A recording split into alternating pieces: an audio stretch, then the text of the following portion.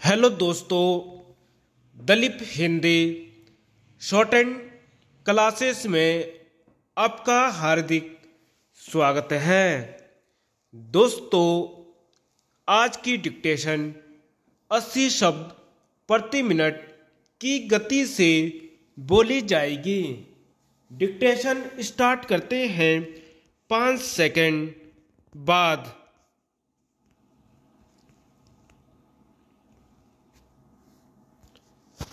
महोदय, आज विश्व के अधिकांश शिक्षा विशेषज्ञ विश्वविद्यालय शिक्षा को न्यून करने के पक्ष में हैं, लेकिन हम जानते हैं कि हमारे यहाँ ऐसा करने से एक विशेष समस्या खड़ी हो जाएगी।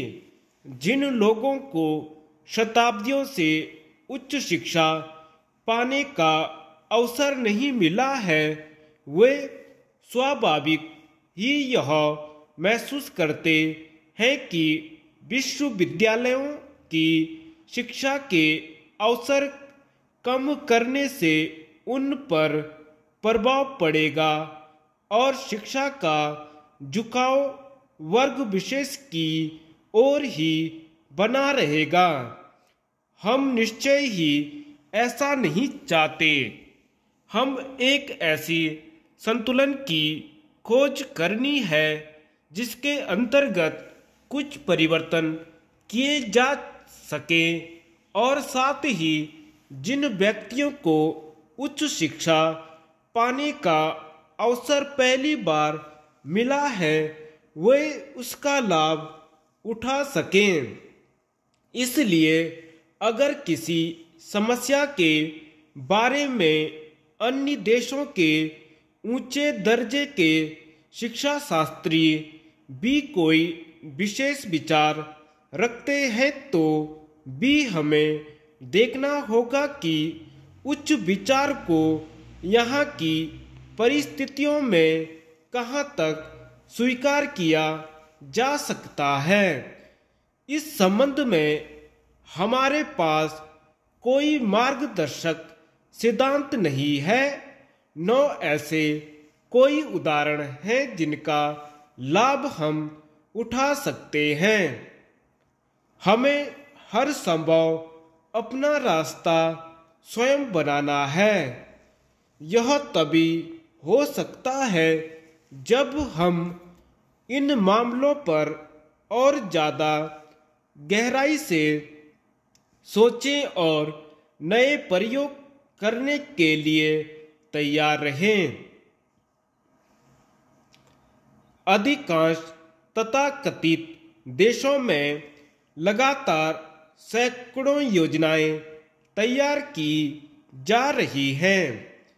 कुछ योजनाएं सफल होती हैं और कुछ असफल, लेकिन असफलता से भी अनुभव मिलता है जिससे सरकार या शैक्षणिक अधिकारियों को भविष्य की नीति निर्धारित करने में सहायता मिलती है।